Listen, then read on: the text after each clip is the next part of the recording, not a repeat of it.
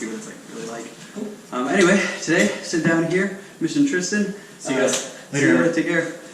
Visiting Ice Dragon BJJ. Yep. So do you want to go ahead and introduce the gym, yourself, and just a little bit about history? Yeah.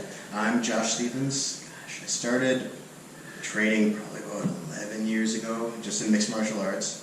Kind of had a McDojo around here. And it was a hybrid of everything. Guy kind of gave himself black belts. Very common in the Midwest. I'm sure you've heard other stories. People didn't know. It was hard to do research back then. And you're just like, someone comes like, I got a black belt. Yeah. Common in martial arts in general, but here it was pretty easy. But broke off there and didn't have anywhere to train. So I was going around and I just went to a judo place. And it's like, oh, I guess I'll do judo.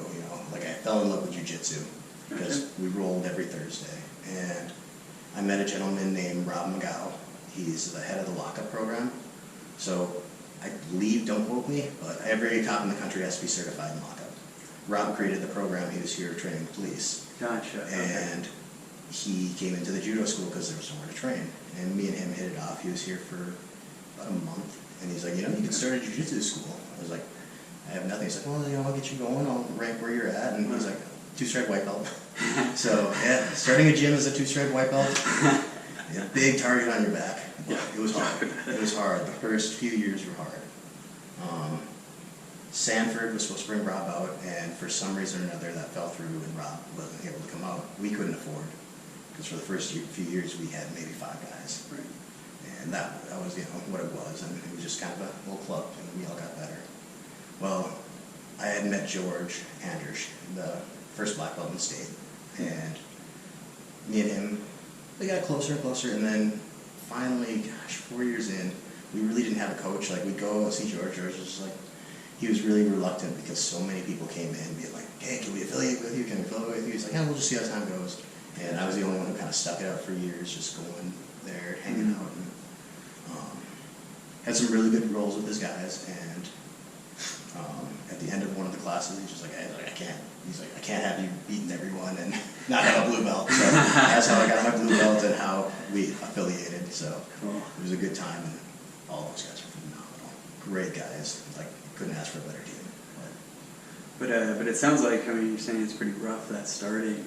Yeah. I imagine financials, retaining guys, like... Financials, we got lucky and found places cheap enough to kind of train. We trained at a dance studio. You hop in places? Yeah, we hop places here and there. We tried to stay, but we couldn't afford, and they kept wanting more and more money as it went, and it was limited time.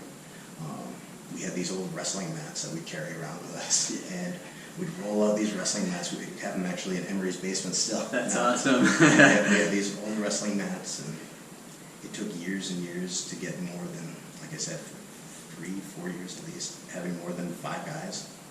Sometimes nobody would show up, and it would just be 2 of us training all night, or this or that. And so it was a tough go at it. A lot of perseverance. Yeah, and now here we are.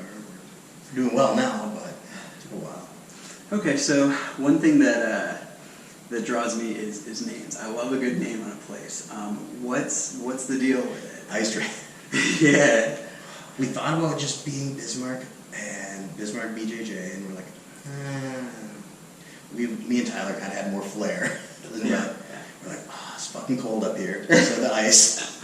Like I said, we kind of came from a McDojo, so there's lots of stories. Not all of them were bad. They were just ancient kind of stuff, and it was always the tiger and the dragon. Right. So we chose the dragon because, I always thought the dragon was more powerful, just bigger. Gotcha. I was a big guy. I'm a big, strong dragon. So Ice Dragon BJJ too. Yeah. That's fun. Cool. So I noticed when we started class, the name is BJJ, and that's the focus. But like you were saying, your background with some MMA and some other styles. And when we started class, we definitely started with some more striking and move to groundwork.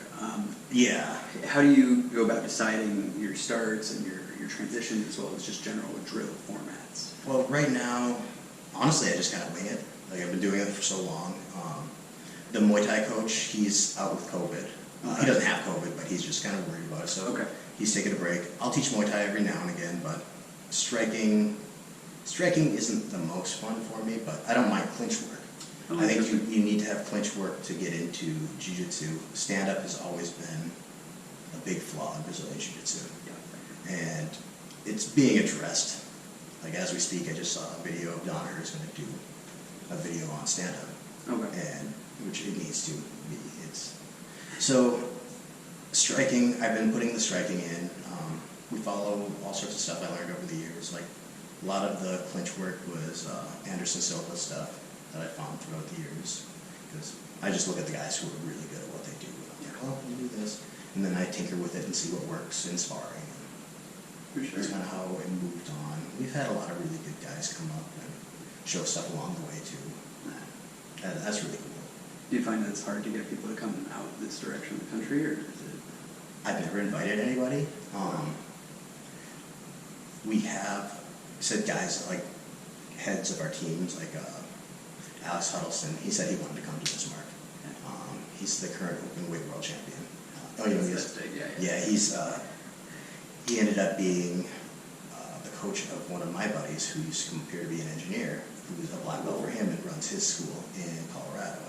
And me and Dane, is his name, Dane Camillo, is phenomenal, one of the strongest I've ever met.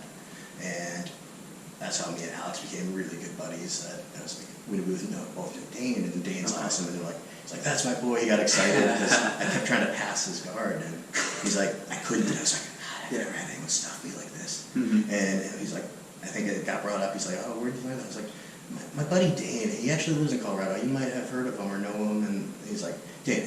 Camilla, he's like, that's my boy. And we got talking. Well, Dane taught me that guard pass, and so he knew that guard pass well. So Gotcha, he's shutting you down. Yeah, the guy who does it better than me already tries it on him. But yeah, he's the only person who's actually volunteered to come. But we have guys come here for work, and they'll stop in. My buddy Nick Flores, I want to say he's been in Worlds, taken second the past 5 years. Wow. He comes about every 2-3 months. He's also a monster. Yeah, I've definitely met some monsters on this trip. Oh yeah. It's like everywhere you go, like no name recognition or not, like you just get such a breadth of guys. And oh yeah. It's been great for me, but it's also Exactly. cool to see just the spread. Yeah, and you get to see big differences. Like I said, when I rolled with Alex, he just wanted to show the stuff that he had taught that day. Like he just had, that's all he did. Like he got there so easily. Rolling with Elliot Marshall, he was the biggest, strongest guy. Like he could have done anything he wanted to me. And you just see that big difference in guys when you get to see all those high level people. You're like just the levels of jiu-jitsu. Yeah, I'm excited to get to that point where like I have enough control and I can handle myself well enough that the size factor isn't that distinct on me anymore. Yeah. And I can really focus on the technique. But right now I'm still getting whipped around. I hear that. Yeah, that was a big lesson for me is I have 2 disc injuries in my lower back. Okay. And so sometimes it's hard for me to move or as quick as I want. So I had to learn how to play guard really well, which a big guy playing guard is different. Like I had to stop smashing on people. Yep. So. Are those from martial arts, the injuries? Weightlifting, and then the other one I was healing, or it started the weightlifting. My disc popped, and then I was rolling a few weeks later, and the other one kind of went out on me. Yeah. So it was one injury after another. Yeah. It's just how it is. So. That's heavy. Okay, to kind of shift course on you a little bit, but one of the big components of my trip is to see how the corona situation has affected gyms and how their reopenings happen. Now it's been a bit since most places have reopened. When I started, this was like right on the cusp. But we can talk a little bit about like what it was like up here, and like you were talking about the coach that's staying away at the moment. Yeah. Honestly, here was different. Like the times and stuff that places closed down is the only real difference. But Gotcha. North Dakota is a strange place. Things that affect the rest of the world don't really affect here as much. So people weren't taking it very seriously from the get-go. Okay.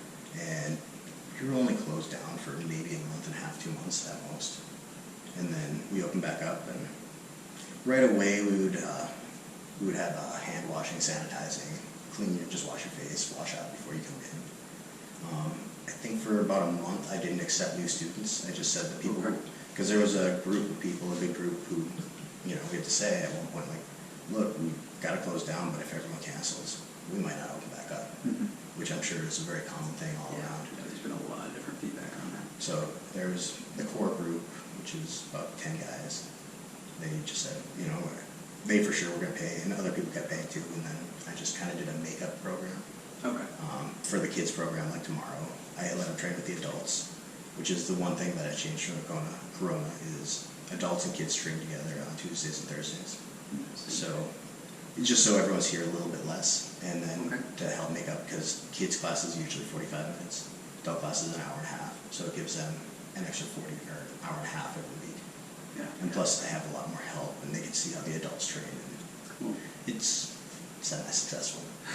The kids don't keep up as much. I think the adults like it though, because I have to really slow down when I teach. That's funny. Which I don't know if you notice, I'm kind of all over the place a lot when I teach. So Yeah. I'll go down that rabbit hole, and usually someone has to pull me back in. Yeah, fair enough. Do you think that's something you're gonna kind of keep playing with in the next couple months? I think I'm gonna stop it here probably in about 2 weeks to a month, and go back to normal classes. But I think we're gonna try to do this for summer and call it summer hours. Gotcha. Interesting. So, yeah, just see how it works. It hasn't been bad because we don't have much summer in North Dakota, so we get slow. You could convince me coming through today. Hot. Yeah. Coming from the west side, even hotter. Yeah. It's but the night's nice. Yeah. yeah. It's well. Have you been here in the winter? No, and I don't want to. Winters are a bigger time. Starting this year, I'm not going to say that after Corona, people were trying to get out and get stuff going. I think that helped a little bit. And then all the George Floyd stuff, that really, the minute that kicked off, I got calls every day. And we probably had at least 20 people sign up since then, which is, this time of year is my dead time. And for it to blow up the way it did, that was, I think, just that being in the news, people were like, okay, I gotta learn how to defend myself. Yeah. They were talking a lot about jiu-jitsu on the news, because everyone was saying, that's not how you choke somebody. If someone was well-trained to choke, they could. So that brought in a lot of business, and that's really interesting. Honestly probably saved it. Like, in a weird twist of fate. In a weird twist, yeah. We were, like, Corona could have closed us down, and then we're doing better than ever because of all of that. So. That's a very interesting angle that I haven't even heard yet. Yeah, I don't know if it's around here. I guess get back to me, let me know. I'm curious to see if anyone else had that. But I have had another one back when I was in Florida that also said they got a big spike. Yeah. I don't know if it was for similar reasons or not, but it definitely went another that had a large spike of people coming in after. I'm really curious. Well, yeah, this is since I opened, I guess 8 years ago now. I think we opened this place. This is the first summer I haven't had a day off. Like I got done saying that I'm taking a day off. Right. But I would show up and nobody would be here, and then I'd just go home, and that would be kind of my day off. But this is the first summer I haven't had that happen. Wow. So. Well, I mean, still exciting stuff. Kind of wrap it up now. Anything you want to talk about, either competition or looking to the future, things that you want to do, as well as general, just ideology behind your gym, anything in that area? Not off the top of my head. Yeah, I know that's a heavy one. All right. No pressure there, because the other thing is easy stuff, shout outs and social media sort of things, where we can find you, what you want people to see. Okay. Yeah, I suppose as far as the future, like I like to teach. I like to do this. This is just fun for me. Yeah. Meeting all the people I've met has been awesome. Like meeting friends from all across the country who just come in for work, and then now you're friends. You go somewhere, like if I go anywhere I want to go, I almost have a place where like, you're staying with me, we're going to go train, it's going to be awesome. Vegas, Arizona, Colorado, like any of those really nice places that I might want to go, I got basically a family there. So, but yeah, definitely, well, shout out to my coach George at Fargo BJJ, Professor George Anders. He's a black belt under Amal East, and Amal was phenomenal as well. I got to train with him as well. His chokes are amazing. Amazing. Dude, it's so fun, like especially from a relatively new angle, and like compared to someone who's been in it for so long and is doing so well. It's like we get out there and we look up to coaches and we get our asses just pummeled by them, and like sitting here a coach have be like, oh, this guy just crushed it. Like, it's always cool to hear. It's always fun. You meet so many cool people, and everyone, like I said, you're gonna have family. Like everywhere you go, you have new family members. I haven't met many bad people in jiu-jitsu. Almost all positive. So Yeah, it's been similar for me. good. Cool. Well, thank you so much for having me here Always, today. man. Always. It's been a pleasure. Yeah, you're welcome back anytime, man. All right, thank you so much. Cool.